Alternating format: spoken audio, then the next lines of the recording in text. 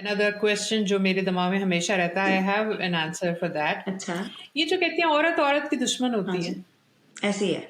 इसके बारे में डू यू बिलीव? देखिए, इस वक्त हम डोमेस्टिक वायलेंस का जो हमारा प्रोग्राम शुरू हुआ है, उसमें तो ये बहुत आम नज़र आ रहा है।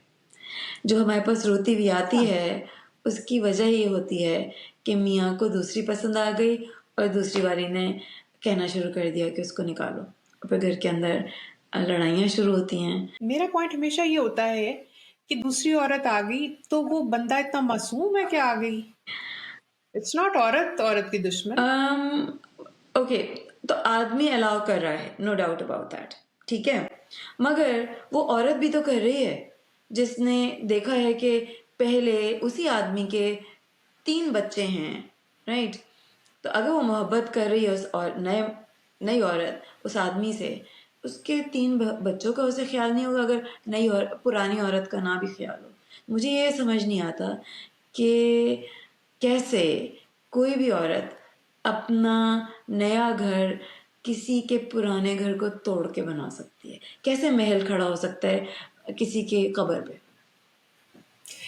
बिल्कुल, ये एक पॉइंट ऑफ व्यू है। मुझे लगता है कि किसी और औरत को किसी के बच्चों का ख्याल करने से पहले उस बाप को अपने बच्चों का ख्याल करना चाहिए।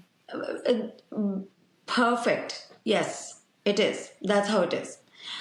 मगर ग्लैमर भी तो कुछ चीज़ होती है ना, और यूथ भी होती है कुछ चीज़। तो अगर पुरानी वाली के पास से ग्लैमर निकल गया है, यूथ निकल गई है, उसने आपको ज़िंदगी के 20 साल दिए हैं, मगर एक कोई प्यारी सी अच्छी उछलती कूदती सामने आ गई है, तो डिस्ट्रैक्शन भी हो जाती है। ठीक ठीक ठीक। ये वो वाली चीजें जो कि आई थिंक हमें बैक एंड फोर्थ इन पे बात करते रहना चाहिए ताकि ये इतनी कॉमन हो जाए, इतनी नॉर्मल हो जाए इनके ऊपर बात करना कि ऐसे मौके आए ही ना। बिल्कुल, मुझे लगता है बिल्कुल। क्योंकि हम जिस तरह से हम ग्रो अप हो रहे थे या ट्रेडिशनली सारी सोसाइटीज जो हैं उसमें औरत को तो चुप ही कहने का बताया गया राइट, है। इवन यहाँ भी राइट। आप देखें कि लगता है इस वक्त वो एम्पावर्ड नहीं होती है, वो नजर आ रही होती है, लेकिन वैसे खामोशी रखने को बेहतर समझा गया है। राइट। हमारे एजुकेशन में ये बात बहुत इम्पोर्टेंट मानी जाती है जब हमने लेसन्स प्लान कर रहे होते हैं, स्पेशली मिडिल और हाई स्कूल एज के बच्चों के, कि उनकी दिमागी सलाहियत को कैसे बढ़ाया जाए, यानी शऊर कैसे पैदा किया जाए, जिसको यहाँ क्रिटिकल थिंकिंग स्किल्स कहते हैं। तो उसमें एक मेन एलिमेंट जो है इशू आइडेंटिफाई करके उस पे डिस्कशंस करना। डिस्कशंस जो हैं वो क्लैरिटी लेके आते हैं एंड सॉल्यूशंस लेके आते हैं। तो हम तो अपनी औरत को ही नहीं करने दे रहे, हम अपने बच्चों को क्या करने देंगे? और अगर बिल्कुल। जैसे कि हमने कहा ना, जो आदमी इस किस्म के डिसीजंस लेने लगते हैं कि अगली की तरफ रुझान हो गया, क्योंकि उन घरों में ऐसी बातें नहीं हुई हैं कि जो बच्चे हैं 3, आपने उनको खाना तो आप देते रहेंगे, हम कहते हैं कि हम अपनी जिम्मेदारी पूरी करते रहेंगे, मगर उन हाँ। बच्चों की जो साइकोलॉजिकल डेवलपमेंट आप डिस्ट्रॉय करेंगे, उसका क्या होगा? सबसे इम्पोर्टेंट या जो तरबियत है, जिसको तरबियत कहा गया है, सिर्फ ये तो नहीं कि आप एनिमल्स भी खा लेते हैं, इंसान की तो तरबियत भी चाहिए होती है और उसमें बाप और माँ दोनों का किरदार होता है। और अगर माँ की मेंटल हेल्थ बाप सही रखेगा तो जाहिर है कि एक अच्छा घर कल्टीवेट होता है। बिल्कुल। ये बताइए कि सबसे ज़्यादा जो क्रूशियल है वो मेंटल हेल्थ सपोर्ट है, तो इस बारे में आप क्या कोई काउंसलिंग या किस टाइप की हेल्प प्रोवाइड करते हैं? कुछ खवातीन नहीं मेंटल हेल्थ सपोर्ट लेना चाहती हैं, they are very adamant about it. That is a taboo, जी, हमारी सोसाइटी में एनग्रेव्ड है। जी, हाँ जी। टैबू भी है। उसके अलावा जब तक हम तक पहुँचते हैं अक्सर लोग, तो वो इस प्रोसेस से गुज़र के आ चुके होते हैं। तो वो कहते हैं कि अब हमें जो है अपने पाँव पे खड़ा होना है। हम जब इन चीज़ों में लग जाते हैं, तो उनके पास जाना, उनके पास आना, फाइंडिंग आउट कि हाउ टू मेक पेमेंट, कुछ नहीं तो को-पे भी तो पे करना पड़ता है ना।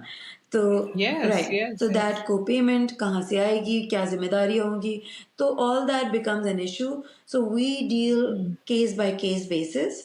Some go regularly, they find a lot of sukoon in doing that. Others feel that they've done it They don't want to continue to do it. They want to now just be back on their feet ताकि अपने बच्चों के लिए रोजी रोटी का बंदोबस्त कर सकें। आप उनको इनेबल कर देते जी। हैं ताकि वो खुद सारे बाकी प्रोसेसेस जो हैं वो कंप्लीट कर सकें। Right. नुसरत, बहुत इंटरेस्टिंग और बहुत इंफॉर्मेटिव सेशन चल रहा है हमारा, और मैं पर्सनली बहुत इंजॉय कर रही हूँ। मुझे ये बताइए, शहज़ोरी जो है ये आपका इंडिविजुअल प्रोजेक्ट है या ये दिस इज समथिंग के कुछ ग्रुप ऑफ प्रोजेक्ट्स हैं, उनमें से किस तरह से आप इसको मैनेज कैसे कर रहे हैं? असल में हमारी एक नॉन प्रॉफिट है वुमेन टू वुमेन फोरम, और जो कि वुमेन एम्पावरमेंट के लिए हमने क्रिएट की थी 7 साल पहले। हम कम्युनिटी में मुख्तलिफ नेटवर्किंग छोटे छोटे प्रोग्राम्स हमने डेवलप किए हुए थे। We were working with them and then this idea came up कि एक शेल्टर होम खोलना है। तो हमने ये वुमेन टू वुमेन फोरम का एक प्रोजेक्ट क्रिएट किया है, like many other few programs. One is Empower Through Adventure. Another one is we also do our Urdu classes through it. We have an International Women's Day celebration. इस तरह के हमारे multiple programs हैं। तो Shazori House is right now taking the lead in all other projects क्योंकि इसमें work capacity day to day है हमारी, और ना सिर्फ वर्क कैपेसिटी बल्कि देयर इज अ सेगमेंट कि हम कम्युनिटी को एंगेज करते हैं on regular basis in it.